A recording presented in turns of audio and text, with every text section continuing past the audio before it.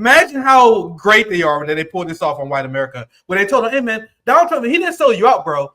He actually hired the wrong people. He made an oopsie. He hired Mike Pompeo. Oops, his bad. Hired John Bowen. He literally hired the swamp man, Steve Mnuchin.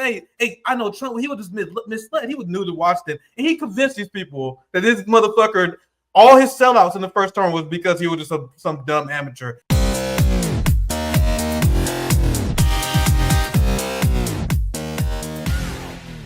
Because how many people did I warn about this?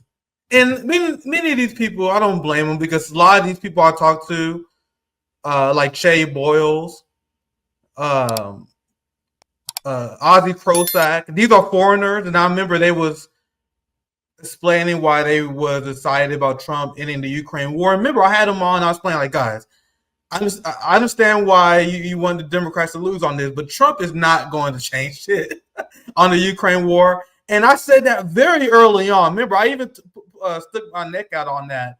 There's many people who came on a show. I got to disagree, man. I'm not buying it. I told you guys that Donald Trump would find a way to sell the Ukraine war. And now Trump is being exposed and MAGA being exposed as a sex trafficking protection movement. So you guys know it's a glorious time to be in the post-duopoly. Isn't it interesting how the post-duopoly always wins? Because think about the situation we're in. We got to see the Democrats being punished for committing a genocide, and now we get to see the MAGA movement exposed. Imagine if he was in the other scenario where the Democratic Party was rewarded for genocide. They won the election. Donald Trump gets to claim the Democrats rigged the election against them. He gets to ride out in the sunset as a hero. In this situation, the Democratic Party was completely exposed and punished for supporting genocide, while MAGA was given the rope to hang themselves. Isn't it amazing to be post-duopoly? What's popping? I have my post-duopoly brother from Heartlands Media, Kit Cabello, and our representative from Due Distance. What's popping, Keaton? What's up? Ready to expose the pedophiles. Now it's our turn to expose the pedophiles. You can't say that word in YouTubes. You'll send us all to prison. Oh, that's right. Pedos. That's right. Well, we used it. We didn't say it in our stream, actually. You're right. But we played it like we must have played it like 50 times on the stream today, and they haven't gotten us yet. Okay, Keaton, listen. Someone has been to YouTube jail 9 times. You gotta learn how to make your own shiv, man. Okay, so there you go. Right, exactly. Yeah. Yeah, I love how you did the Alex Jones impersonation, because we definitely gotta get to him. I've been bathing in MAGA tears and coke over I've been calling him out for a long time. Imagine making your entire career exposing the sex trafficking ruling elite, only to fall in line and endorse the sex trafficking Epstein line MAGA ruling class and lose all your credibility. So we definitely need him. Go ahead, Kate. I think it's a fascinating case study because, we're witnessing the fracturing of the MAGA movement. If it wasn't because when we were talking about or covering on Saturday, when Keaton was with me for when the United States was bombing Iran, we saw the fissure begin between the MAGA movement, those who were for Trump bombing Iran and those who were against it. But now it's starting to fracture apart even further because of a campaign promise that he did run on, releasing the Epstein files. He's gone on record talking about it, and now we're seeing that start to fracture out even more. Even those who were gloating that Trump managed to win and he's going to get a Nobel Peace Prize.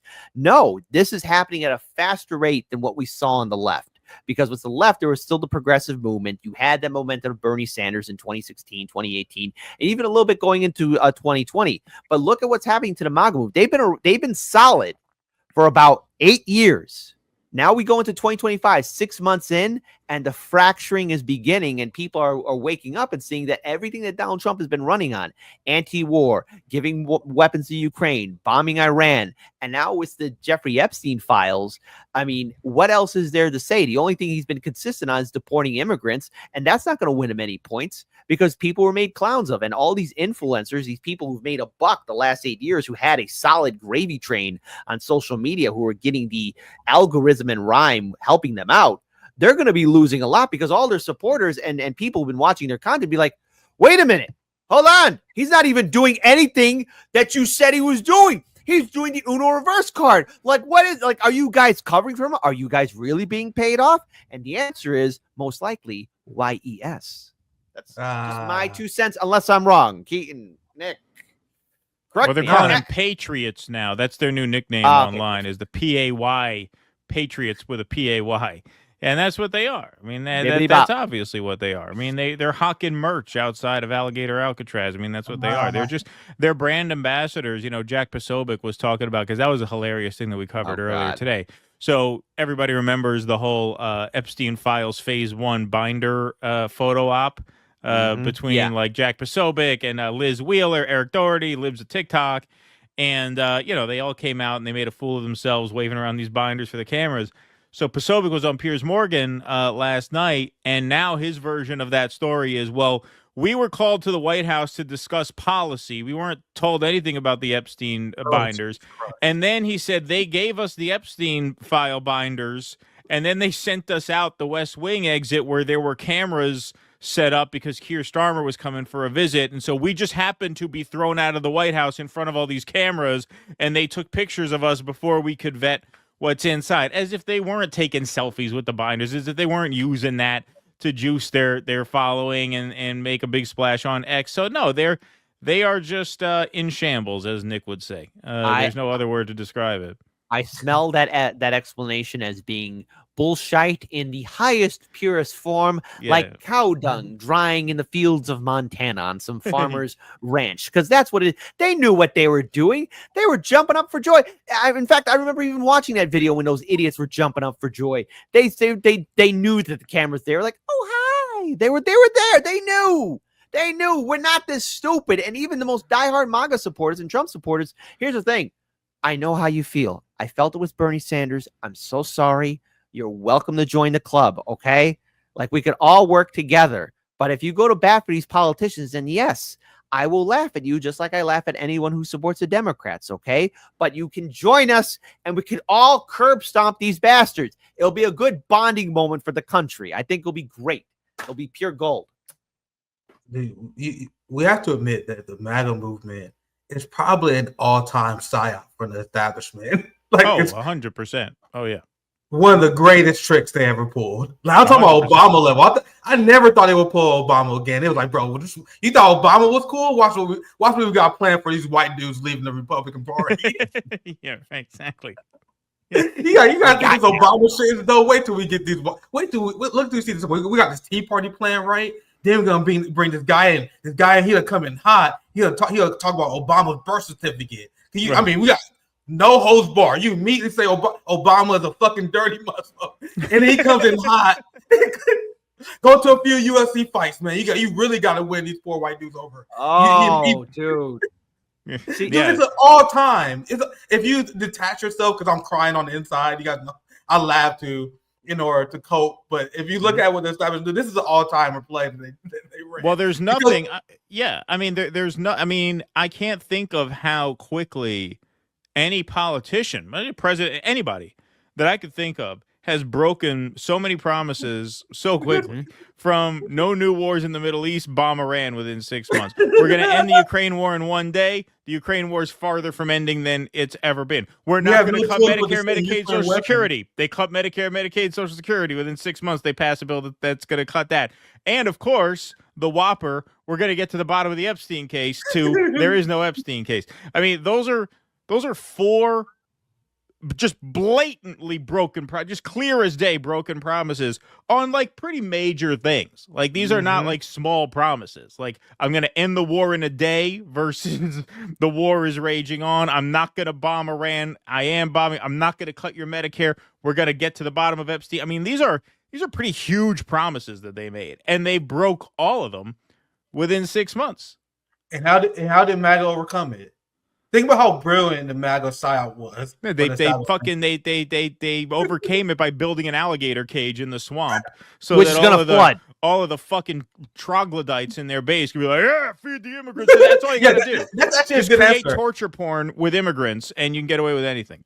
That's actually a good answer because they use the immigrant red meat to distract. That's a good answer. They also use they implement QAnon, like the Israeli psyop. You gotta trust the plan, man. The 5D chess, bro. And then there's another one. These are these are like the dumb examples. Like what you brought up is like what they use on the dumb people, right? What I brought up, they use on the dumb people. Then they got the smarter psyops where they bring up them like the Tucker Carlsons in. They bring in the Candace Owens and the Alex Jones where they say, "Hey man, don't you know that he being manipulated by his advisors?" They say in the first term. Imagine how great they are when they pulled this off on White America. When they told him, "Hey man, Donald Trump, he didn't sell you out, bro. He actually hired the wrong people. He made an oopsie. He hired Mike Pompeo. Oops, his bad. Hired John Bolton. He literally hired the swamp man, Steve Mnuchin. Hey, I know Trump. He was just misled. He was new to Washington, and he convinced these people that this motherfucker." All his sellouts in the first term was because he was just some dumb amateur. Okay, go ahead, but you guys see the way these influencers, people of high power and the millions and millions of followers who have all the figgy pudding, the way they're describing Trump being manipulated, I mean, I can only imagine somebody just thinking, yes, he's being manipulated like the king of Rohan as Wormtongue was whispering in his ear, and Trump is like, oh, I'm so weak. I can't make a collective decision on my own. This person is just in my ear. That's really how they think. Yeah, no, but how else is Trump being manipulated? Look, what he's doing is no different.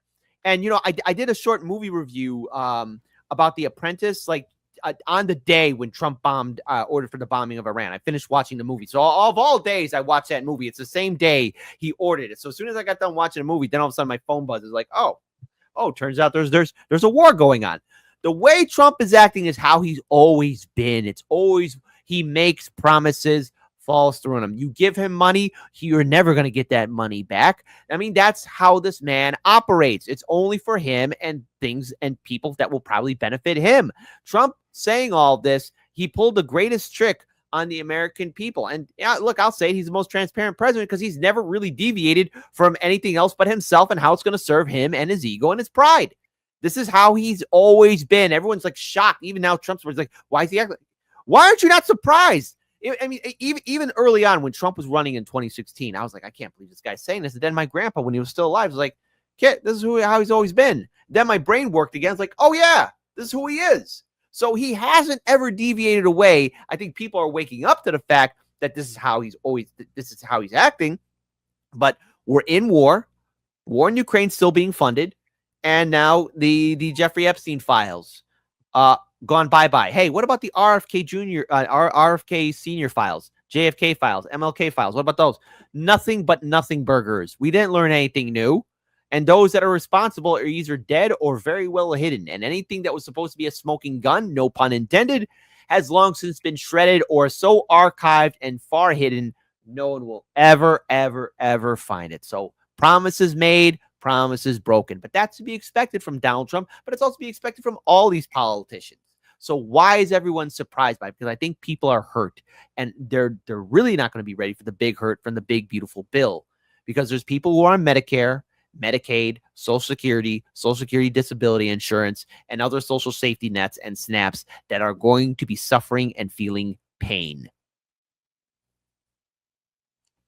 You want to know what else they said in order to trick people? Donald Trump was giving bad advice. He was giving bad advice. I've been seeing these catchphrases, and I've been logging all of them, and I remember all the people who said it. And people like, "Hey Nick, come on, man, we either." I got a lot of I give a lot of leeway to people who are propagandized, especially the working class. I believe in the potential of the working class. This is why we reach out to people, even those we disagree with.